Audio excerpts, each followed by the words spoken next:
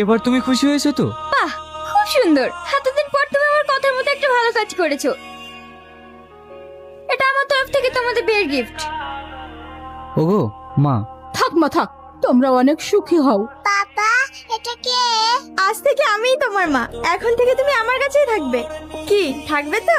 মা, আমি তোমার সাথেই থাকবো। বৌমা, হ্যাঁ মা, কিছু বলছেন? আমার শাশুড়ি মা এই গয়নাটা আমাকে উপহার হিসাবে দিয়েছিল, আজ আমি এটা তোমাকে দিলাম, নাও মা। না না মা, এইসবের দরকার নেই। আপনার শাশুড়ি মায়ের স্মৃতি আপনার কাছেই রাখেন। পাগলি মেয়ে কোথাকার, কেউ উপহার হিসাবে কিছু দিলে না করতে নেই। ধরো তো।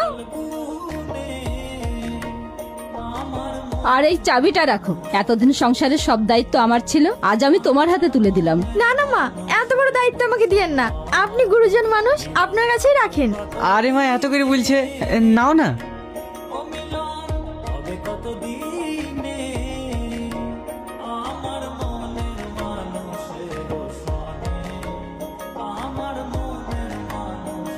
মা, তুমি পাপাকে খাইয়ে দিচ্ছ, আমাকে খাইয়ে দেবে না? হ্যাঁ সোনা, দেবো তো। হা করো। মেঘনা, তোমার মাকে খেতে দাও, তুমি আমার কাছে এসো, আমি তোমাকে খাইয়ে দিচ্ছি। না, আমি মায়ের সাথেই খাবো। কি ব্যাপার, তোমরা সবাই খাওয়া দাওয়া করছো আর আমার বেডরুমে খাবার পৌঁছায়নি কেন? দেখো, এই বাড়িতে কেউ তোমার চাকর নয় যে তোমার বেডরুমে খাবার পৌঁছে দিয়ে আসতে হবে। তোমার খেতে ইচ্ছে হলে খাবে, না হলে খেতে হবে না। মা মা। আসছি বাবু। কি ব্যাপার, তুমি ওকে কোলে নিয়েছো কেন? ওর পায়ে লেগেছে, আর এটা আমার বউ, আমি ওকে কোলে নিতেই পারি। বাবার পায়ে লেগেছে? কিভাবে লাগলো? থাম, আমি পানি গরম করে নিয়ে আসছি।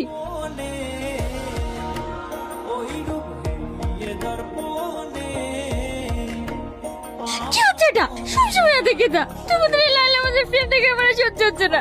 কেন সহ্য হচ্ছে না? তুমি তো এটাই চেয়েছিলে। হ্যাঁ চেয়েছিলাম, কিন্তু এতটা হয়ে যাবে সেটা ভাবতে পারিনি। দিনের পর দিন এসব থেকে আমার মাথায় রক্ত উঠে যাচ্ছে। আমি থাকতে পারছি না এইভাবে। তাহলে চলে যাও, আমি কি তোমাকে আটকে রেখেছি নাকি? ঠিক আছে, আমি তাই যাচ্ছি। আর কোনোদিন এই বাড়িতে আসবো না, কোনোদিন না। এই ওইটা চাঁদনি ম্যাডাম না? হ্যাঁ তাই তো। ম্যাডাম, আপনার আমি বড় ফ্যান, প্লিজ একটা সেলফি। ম্যাডাম চলে যাচ্ছেন যে, প্লিজ একটা সেলফি। এই ওঠ, কাল কি করেছিস তুই?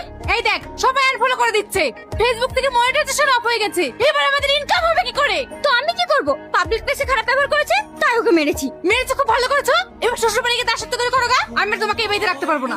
এসব তুমি কি বলছো মা? আজ আমার ইনকাম বন্ধ হয়ে গেছে বলে তুমি আমাকে বাড়ি থেকে বার করে দিয়েছো?